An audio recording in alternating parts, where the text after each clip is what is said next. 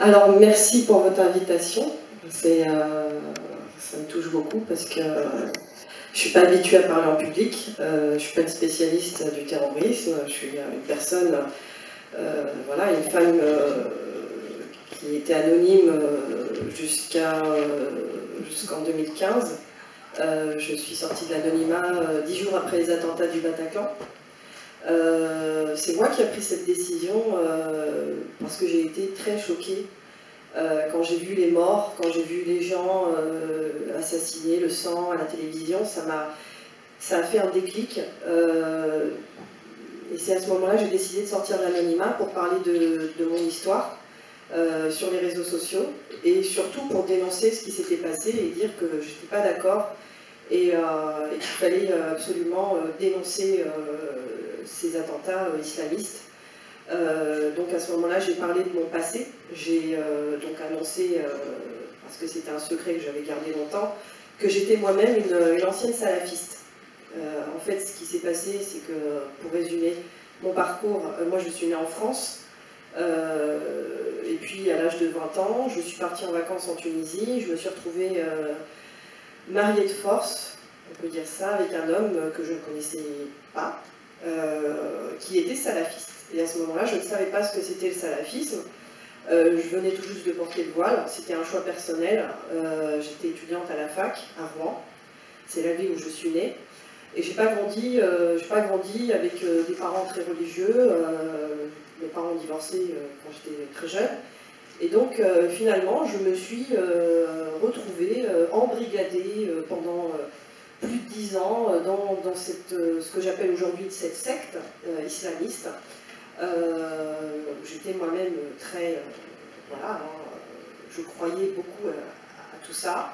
J'ai eu 3 enfants avec cet homme et nous avions un projet, c'était de nous installer en Arabie Saoudite parce que pour nous, la France est un pays de mécréants et tous les non-musulmans, tous les non-salafistes, ce sont nos ennemis. Voilà, donc ce que j'ai appris, c'est avec mon mari, avec les conférences, les livres salafistes, c'est la haine des autres, la haine des catholiques, des juifs, des homosexuels, même des musulmans qui ne sont pas salafistes. Donc, finalement, j'ai décidé de quitter mon ex-mari en 2006. Nous devions nous installer en Arabie Saoudite. Et puis, comme il me battait, il m'enfermait, il me faisait porter... Donc, je portais le voile intégral aussi de temps en temps. Je portais ce qu'on appelle le djellab, le grand voile noir que portent les femmes salafistes, en fait. Et finalement, j'ai décidé de m'enfuir parce que c'était très difficile. Et puis quand j'ai quitté cet homme, je divorçais en 2007, je n'ai pas divorcé du salafisme. En fait, j'ai quitté le salafisme après les attentats du Bataclan, parce que ça a été un vrai déclic. Quand j'ai vu jusqu'à où ça pouvait aller, là j'ai compris et je me suis dit, je ne peux pas garder silence, il faut que je prenne ma responsabilité et il faut que je dénonce ça. Et c'est ce que j'ai fait. Donc ensuite, on m'a proposé d'écrire un livre qui raconte mon histoire, pourquoi je me suis libérée, pourquoi j'ai décidé de dénoncer la doctrine salafiste. Donc c'est ce que j'ai raconté dans mon livre. Et ensuite, j'ai été médiatisée. Et j'ai fondé une association, justement, parce que j'ai reçu énormément de messages de femmes qui m'ont dit qu'elles aussi, elles avaient été embrigadées et qu'elles aussi souhaitaient en sortir. Et qu'en fait, au fur et à mesure du temps, les gens commençaient à prendre conscience que ce n'était pas ça le vrai islam, contrairement à ce qu'on nous a fait croire. Et donc à partir de là, j'ai aidé beaucoup de femmes avec mon témoignage. J'ai reçu des témoignages de femmes aussi qui m'ont raconté comment elles ont quitté le salafisme. Certaines ont quitté l'islam, d'autres sont restées musulmanes. Et puis ce qui s'est passé, c'est que moi je vivais aussi avec un lourd secret. C'est ce viol que j'avais voilà, vécu. Parce qu'après avoir quitté le salafisme, je me suis tournée vers celui qui allait être mon agresseur, vers le représentant des frères musulmans, parce que pour moi, il fallait que je trouve une alternative. Le salafisme, c'était très compliqué d'être salafiste et d'être une femme, une maman célibataire. Il fallait que je retrouve un travail, et c'était très compliqué de trouver un travail avec le voile. Et c'est ce qui m'a poussée à quitter le voile. Et donc, à partir de là, je me suis inquiétée. J'étais persuadée qu'en retirant le voile, j'irais en enfer. Et puis finalement, j'ai commencé à contacter M. Ramadan pour lui poser des questions vis-à-vis de l'islam que je recherchais, c'est-à-dire un islam moderne, un islam qui pouvait concilier la vie d'une femme musulmane en France, qui travaille, qui élève ses enfants seule et qui, voilà, qui essaie de vivre sa foi le mieux possible sans forcément être dans l'extrême. Malheureusement pour moi, ça s'est très mal passé, donc voilà, je ne vais pas rentrer dans les détails parce qu'en fait, il y a un procès. J'ai porté plainte suite au grand mouvement de libération de la parole des femmes contre les agressions sexuelles. Moi, j'avais peur de parler avant, j'en ai parlé à personne, à part dans mon livre. Dans un chapitre, dans mon premier livre, J'ai choisi d'être libre, où je ne donne pas son nom, parce que j'avais eu des menaces, et j'avais très peur. Donc à partir de là, quand il y a eu le mouvement MeToo, Balance ton port, et puis tout ce grand mouvement de libération de la parole des femmes, j'ai trouvé la force de dire, moi aussi, j'ai vécu un viol, et c'est une personne connue.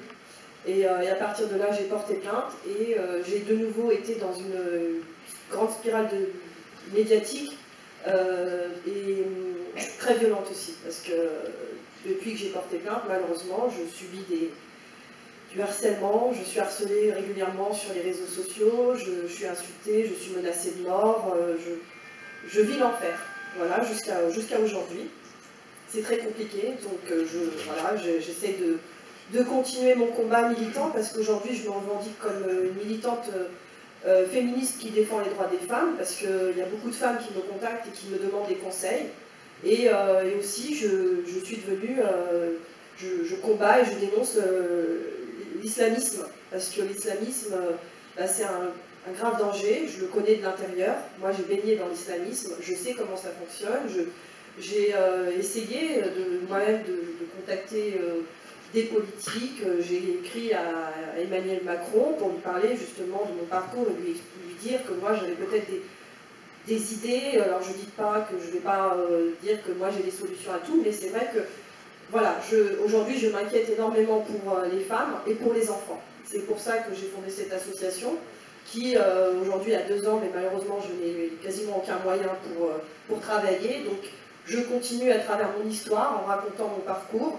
en récoltant des témoignages aussi de femmes qui, je pense que la force du témoignage elle est vraiment importante, parce que quand vous avez une histoire de vie, une femme en face de vous, ou même un homme, parce qu'il y a des hommes qui étaient aussi des salafistes, des extrémistes, qui étaient pro-djihad, qui m'ont contacté, qui m'ont dit aujourd'hui, eh bien, ils m'encouragent et ils me disent que ce que je fais c'est très important et qu'il faut continuer, parce que il y a des gens qui ont compris justement la gravité de ce je ne sais pas comment l'appeler, hein. Moi je l'appelle une dérive sectaire, pour moi ce n'est pas l'islam. L'islam c'est une religion comme toutes les autres qui prône la paix, les musulmans sont beaucoup plus nombreux à vouloir vivre en paix que ces islamistes-là qui font parler d'eux et qui sont un vrai danger pour notre société, qui sont un danger pour les femmes, pour le bien vivre ensemble. Donc voilà, je continue à mener le combat et j'espère que ma parole sera entendue et qu'il y aura beaucoup d'autres témoignages comme le mien.